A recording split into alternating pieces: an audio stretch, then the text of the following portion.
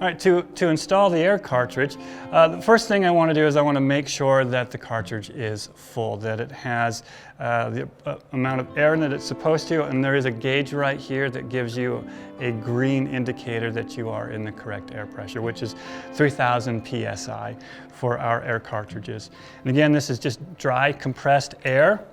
Which is a very safe and reliable system that's been around for many decades in various practices, whether it's scuba diving or fire rescue. There's a lot of history with compressed gas, compressed air. I'm going to remove the metal cap on the top. I'm just going to inspect, make sure that the O-ring is there and that the gauge itself, if this is a used cartridge from you've had it for a few years, make sure that the gauge is not bent. And that the plastic protector is not cracked. And that's just to keep the gauge from being bent, which can happen with a lot of use. But just make sure the O-ring is there.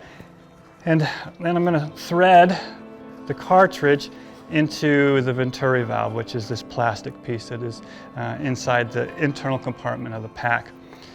It is arming the pack as I thread. So once you get the thread started, just take your time and make sure you're not cross-threading it. It'll start off pretty easy, and then you'll start to hear feel some resistance. And what's happening is as you twist the cartridge in, you're arming the mechanism that deploys the airbag pack. I'm going to twist that cartridge in until it stops, and then I'm going to visually inspect that I cannot see the black ring that was on top of the threads, just to make sure that it is completely connected.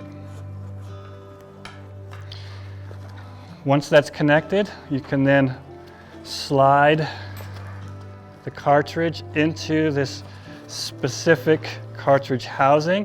There is a Velcro strap that goes around the cartridge, and that keeps it from rotating. So you'll want to make sure you do that.